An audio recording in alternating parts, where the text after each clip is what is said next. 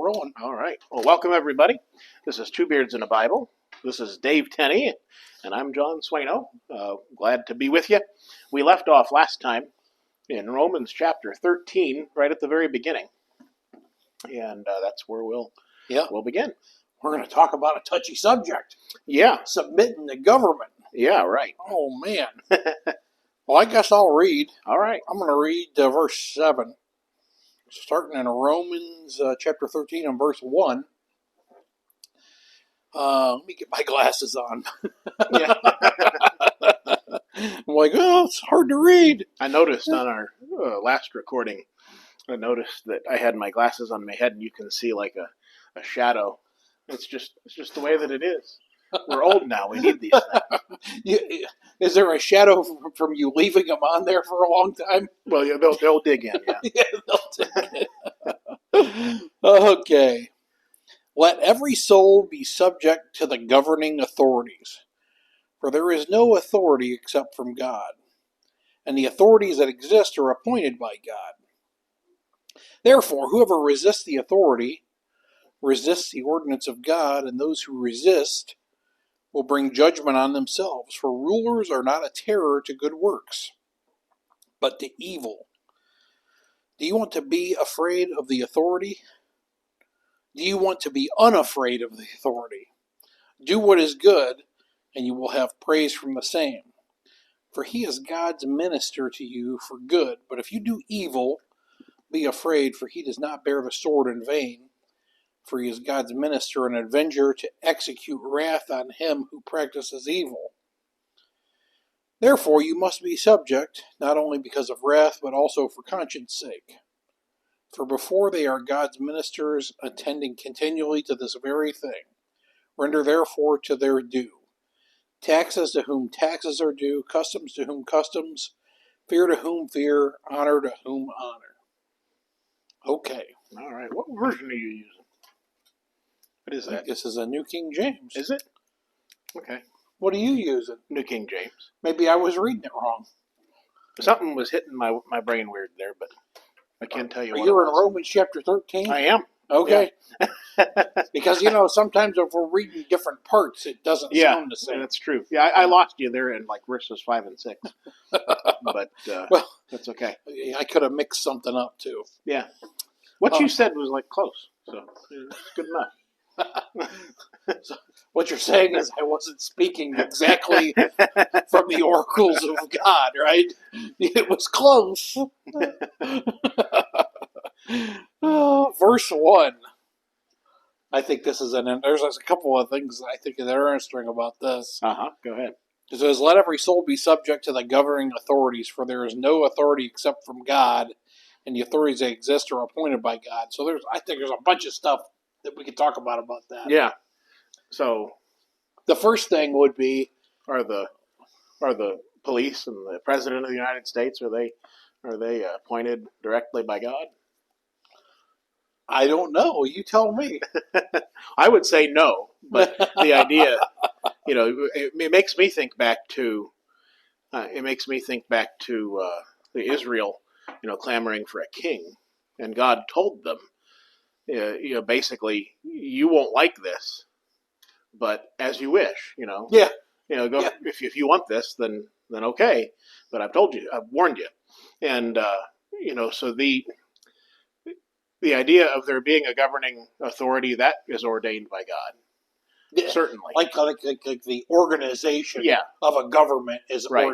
I think, I think I would go with and that. Because if you follow that through to, logic thinking today, think of anybody who is in government, and we're not going to make this a political partisan conversation, but I'm not trying to. But when you think of these human beings that are in charge, if God can't have anything to do with sinful things, then why would he have appointed directly these people? Right. And I don't care which side of the aisle you're on. It doesn't matter. That's true. You could be talking about the leader. Yeah. Yeah, it doesn't matter. Yeah.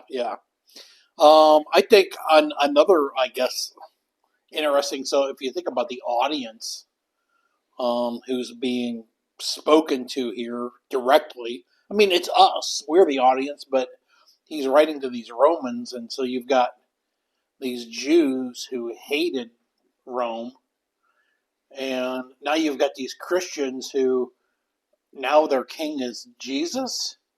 Mm-hmm. So maybe there was some confusion at that time about, since just Christianity thing was kind of brand new, maybe there was some confusion about, what is our relation to society? Right.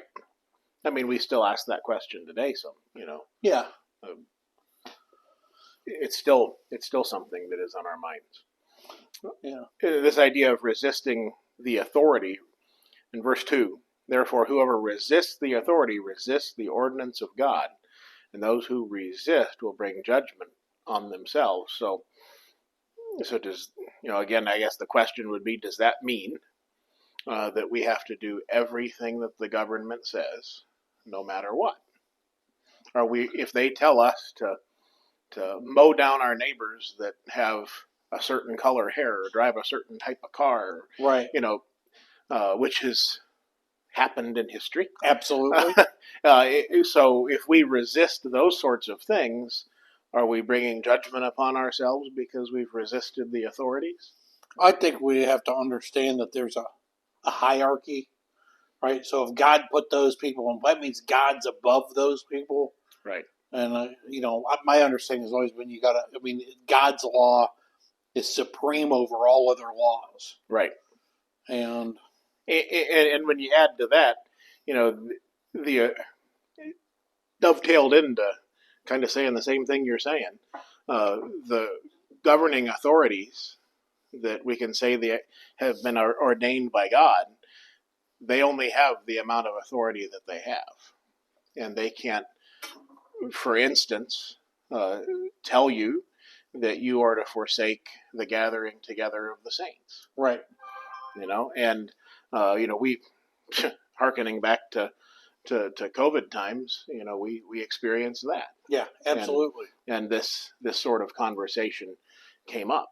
And so my thought is that the idea of resisting authority is one who walks around with a chip on their shoulder, and if you tell them to do one thing, they do the opposite.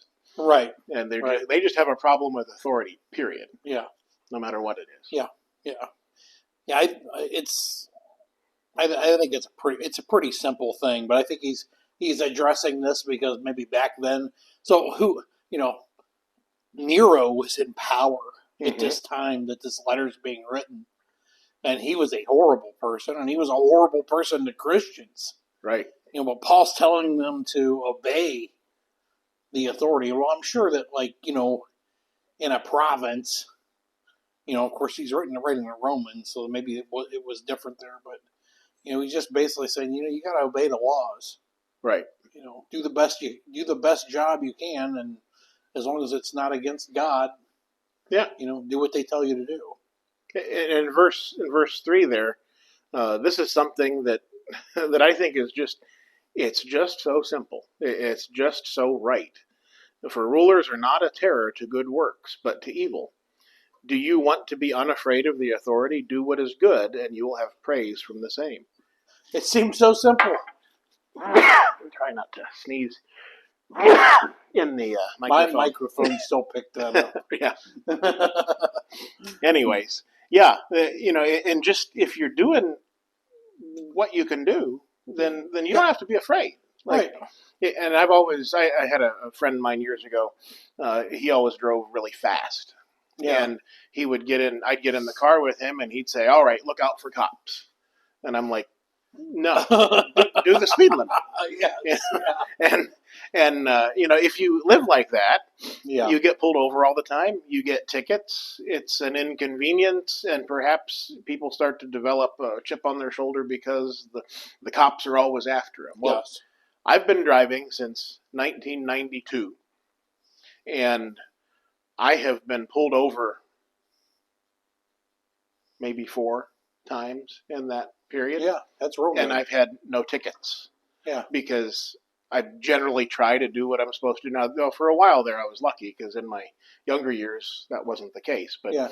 but in general, I just follow the rules, and they leave me alone. Yeah. I don't have to be afraid of them. And when the times that I have been pulled over, I've been able to have a conversation with the police officer and explain. One time, my brother-in-law and I were pulled over for making a right turn on red, where there was a sign that said, no right turn on red except from right lane. And so we made a right turn on red from the right lane, and the trooper didn't read the sign properly and pulled us over. And so we calmly had a conversation with the trooper and said that the sign says except right lane. And he went back and looked at it and said, "You're right. You're good to go. See you." You know, and so, but if we would have rolled down the window and said, "What are you bothering us for? Leave Right. us alone." Yes. Yeah. Then we would have gotten a ticket. Yeah. Yeah. Absolutely. So, you know, he would have found something else. Right. Right. Well, you look funny, so I'm going to give you a ticket anyway. But you know, it's just so simple. If we do try to do what is right, then in general we'll be left alone. And now, does that mean that that's always the case? No, because there are some rulers that right or abuse their power. So start in verse 4. He says, "Let me get my. For he is God's minister to you for good. But if you do evil, be afraid. For he does not bear the sword in vain. For he is God's minister, an avenger to execute wrath on him who practices evil." I wrote down Genesis 9:6 beside that, because I thought that kind of explains what that might be talking about. You read that, Johnny. "Whoever sheds man's blood, by man his blood shall be shed, for in the image of God he made man." Well, what's he talking about there? Yeah, he's talking about murder. Yeah, if you murder somebody, you're going to pay for it with your life. That's, Yeah. kind of a universal Right. truth. And I think that's kind of what Paul's getting at here. He says, "For he is God's minister to you." He says, "For if you do evil, be afraid, for he does not bear the sword in vain." Right. So I guess what he's saying is there are consequences, and there are human authorities over us, and they have the authority from God to do whatever they feel is best. Right. And, when you think of Genesis, was that 9? Speaking of that, whoever sheds man's blood. Now fast forward and think about, Joshua and what he led Israel to do. Did they shed man's blood? Absolutely. So that should wake up a light bulb in our head and think, okay, so he's not talking about like any shedding of blood. He's talking about shedding the blood of the innocent. Yeah. Probably pointing back to Cain. And so murder is different than killing. Absolutely. And so we have to take the entirety of the scriptures and realize that there's authority to do certain things. Now today, we're not under the same authority like Joshua was. Right. We're not going to go march out into the streets and vanquish our enemy in that same way. But nonetheless, there is some allowance for us to protect ourselves and so on. There is, and I think there's there's allowance for a death penalty. Sure. I think Paul he says, he does not bear the sword in vain, for he is God's minister, an avenger to execute wrath on him who practices evil. Yeah. I mean, it's, And I know this, it may never be with us or anybody hearing us or anybody that we know, but if we are wrongly accused and convicted and sentenced perhaps to a death sentence and it's carried through, while that may not sit well with our human mind, we need to keep in mind what the purpose of Christ was and is, and it's to fulfill the will of the Father.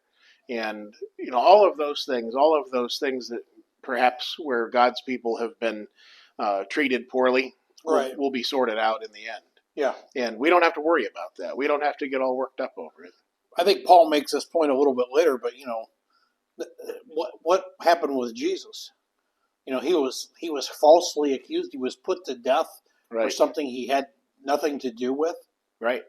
He didn't do anything wrong, but he was still put to death. So it happens, and God died on the cross. Yeah.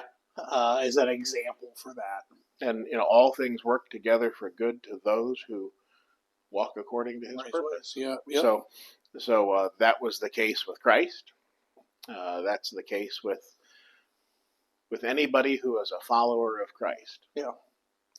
Let's continue on there in verse 5. Mm-hmm. He says, therefore, what's the therefore, John? You must be subject, not only because of wrath, but because of conscience sake. For because of this, you also pay taxes, for they are God's ministers attending continually to this very thing. So I think what he's saying here is government has to take care of justice, mm-hmm. and it costs money to do that. Right. And that's why you got to pay taxes to support this thing. And really, this thing, if you rewind, the whole idea of there ever being a government, the whole idea of there ever being taxes or any of these things, it really comes back to mankind's choices. We put ourselves here because in the very beginning, if Adam and Eve had not sinned, we would have all those things taken care of. Yeah. We would be living with God hand in hand. And then, the pronouncement upon them that they're going to have to work for their sustenance and so on. That required that there has to, that brought about, the barter system and so on, whatever, having to purchase things. And then we have the government institution that we see. And it just makes sense. Like you said, it takes money to run it. Yeah. I mean, you have to have law. Yeah. A society has to have law, and laws have to be enforced to have a functioning society. I've had students in the driving school years ago. I've driven with a lot of people from India. Yeah. And one of the things that they were always shocked over and happy about is that there were traffic laws that were enforced. Because in a lot of places where they lived and grew up, there were rules, but no one enforced them. Yeah. And literally people were driving on sidewalks and wherever they could find a place I bet. to put their car. And it was chaos. And these people were very happy to learn the laws and to obey them.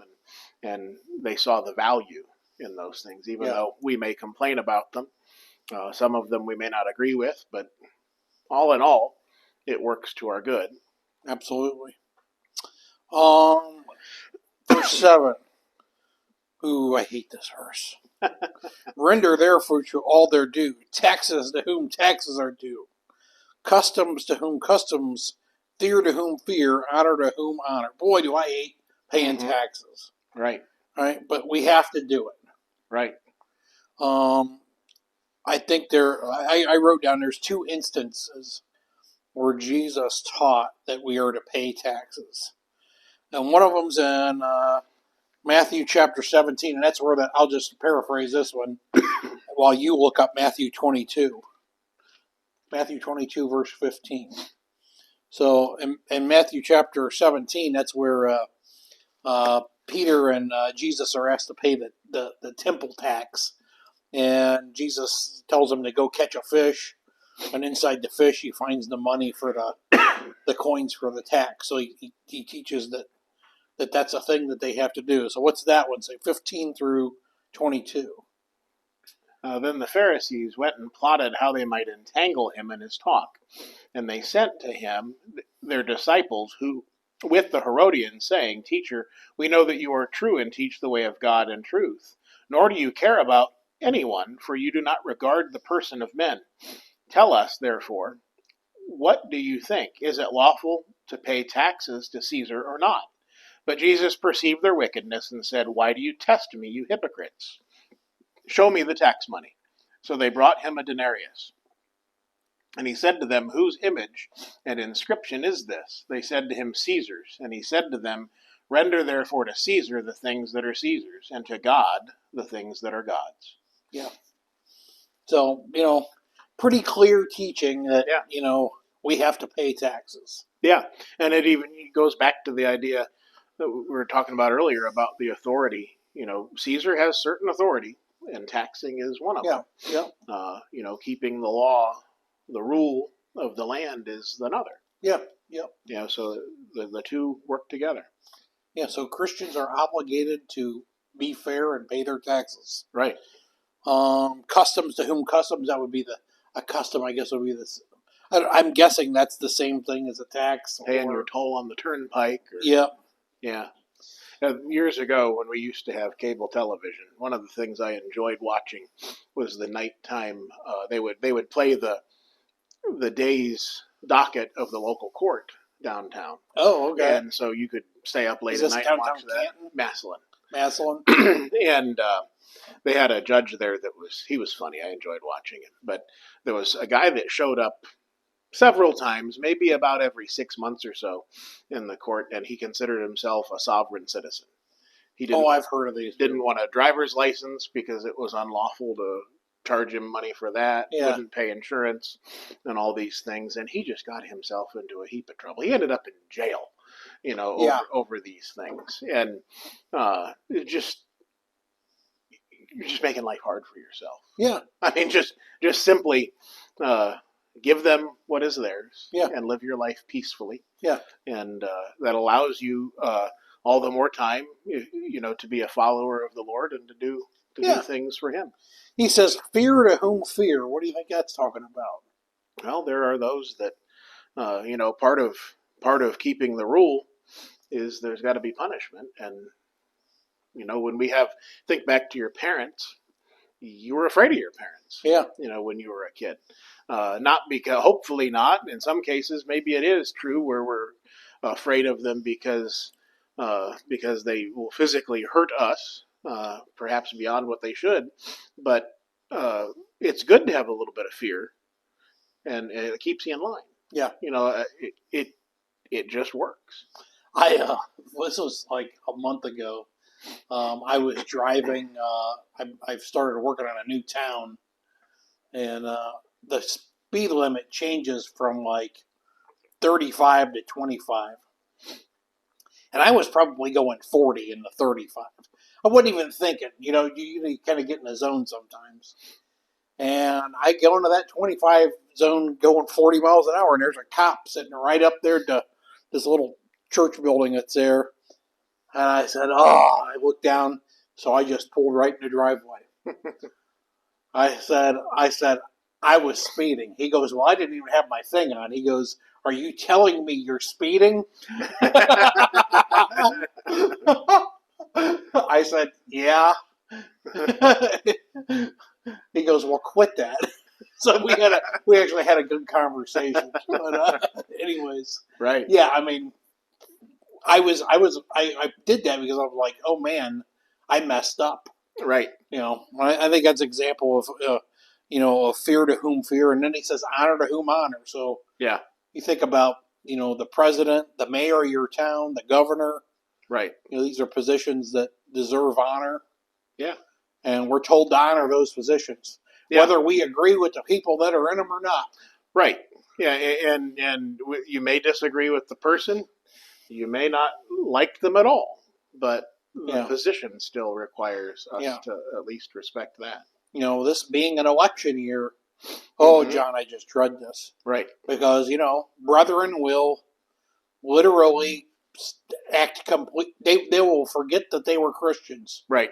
And behave terribly towards each other over political things of which really you shouldn't be paying that much attention to anyway. And if you've lived long enough, and everybody has that is alive in a voting age, you've seen that these things really don't change a whole lot. No, listen, society is going in a direction, right, and you're not going to stop it. Right. Your vote isn't going to stop it. Yeah. My contention is, and this is where, because I can allow myself to be a political junkie. I can get dragged into that. And the thing that helps me to step back is to realize that, like just like you said, it doesn't matter who's in office. It doesn't matter at all. Society, like you said, is it going in a direction, and the thing that will make the difference is to get the word of God into people's hearts. Absolutely. That will change all these ills Yep. that we see in society. Voting someone else in will not. Yeah, absolutely. So there's some good commentary. It's a good lead into the next couple of verses here. And boy, we need to have, let me see here. I have no idea what time we have. Oh, what is that? Oh, 25. 25. I think we can get through the next. We'll figure it out, John. Yeah. You want to go ahead and read till verse 10, 8 through 10. All right. Owe no one anything except to love one another, for he who loves another has fulfilled the law. For the commandments, you shall not commit adultery, you shall not murder, you shall not steal, you shall not bear false witness, you shall not covet, and if there is any other commandment, are all summed up in this saying, you shall love your neighbor as yourself.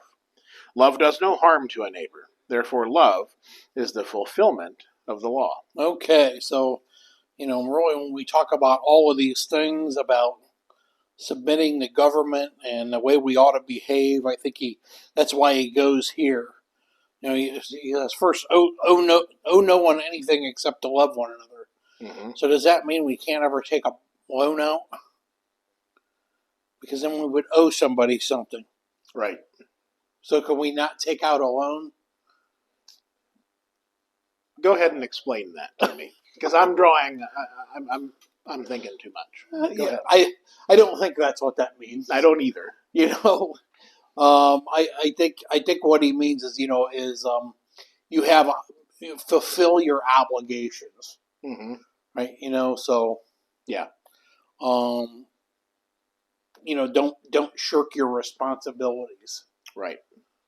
Yeah. If you do find yourself in a situation where you have a loan or a note, that must be paid, Yeah. then do it. Then pay that. Be true to your word. Yeah, absolutely. I So he says, owe no one anything except to love one another, for he who loves another has fulfilled the law. So, Right. or he's talking about our attitude. So would it be helpful to us to not take out loans? I think it would be helpful to us if we could figure out a way to operate that way. Right. I mean, so there's a thread of wisdom there. Oh, there is. But it's not like you said. I don't believe we can apply this, super literally. Yeah. In that sense. Yeah. Yeah, I mean, of course, if you have a tax bill, you owe taxes. So I mean, I don't think you could take it that way. Right. Because, think of the way that we pay taxes. We're coming to the end of December here as we record this. We're going to owe taxes. It'll come time to reconcile with the government between December 31st and April 15th. Yep. We'll have that time to reconcile our taxes with them. So at what point does, what does owe mean? Because at this point, coming to the end of the year, you and I owe the government something. Yeah, that's a real good question, John. So let me pull up the old Greek here so I can. So we are in Romans chapter 13, verse 8. Verse 8. Oh. Okay, so the Greek word, which I will not try, Ophelio? I don't know. Ophelo? I don't know. I don't know how to pronounce that. But I know how to read the English definition. Mm-hmm. It says it's probably from the base of something else. The idea of accruing, to owe, figuratively to be under obligation, morally to fail in duty, behove, be bound, debt, be guilty. So I think that's kind of that moral obligation the thread there is I think where where we're heading here. Yeah, I do too. Because what he starts talking about love, Mm-hmm. which is a moral obligation, right? Right. So I think that's probably what he's talking about. Right. Verse 9, for the commandments, and he goes through the, committing adultery or murdering or stealing or coveting. And he says, if there's any other commandment, he goes, they're all summed up in this one saying, you shall love your neighbors yourself. Mm-hmm. Right? So I think Jesus said that in Mark chapter 12. I'll just turn over there real quick. So I'll start in verse 28. It says, and one of the scribes came, and having heard them reason together, perceived that he had answered them well, and asked him, which is the first commandment of all? And Jesus said, the first of all the commandments is, hear, O Israel, the Lord our God, the Lord is one, and you shall love the Lord your God with all your heart, with all your soul, with all your mind, and all your strength. This is the first commandment. And the second, like it, you shall love your neighbor as yourself. There is no other commandments greater than these. Mm-hmm. So, and think about where society would be, where all the troubles in the world would be if every single person were to love their neighbor as themselves. well, and I've said this 1,000 times, but I mean, think of any sin you can possibly think of, mm-hmm. and it's either a sin that's one of two kinds. It's a sin against God, or it's a sin against another person. Mm-hmm. Every single sin you could possibly think of is going to fall under the heading of one of those two headings. Mm-hmm. So if you're wondering if something's sinful, just think, well, is this against God or is this against another person? And would I want this to be done to me? Right. You right. know, Yeah. It's really Yeah. it's that simple. Yeah. Absolutely. Absolutely. Yeah. So, then in verse 10 he says, "Love does no harm to a neighbor. Therefore, love is the fulfillment of the law." Yeah. So that's I guess, what we ought to strive for. Right. And that's it's just so simple. We can make it complicated, but Yeah. But it is just that simple. And we spend a lot of time as human beings trying to put band-aids on all of the problems in the world by fixing some of the symptoms, Right. but we never get down to the cause. Yep, absolutely. John, All I right. think we're done there. All righty. Well, thanks for joining in. We'll pick up at verse 11 next time. You've got the button. I'd say, you got the clicker? I'm hiding it. All right. See ya. Maybe.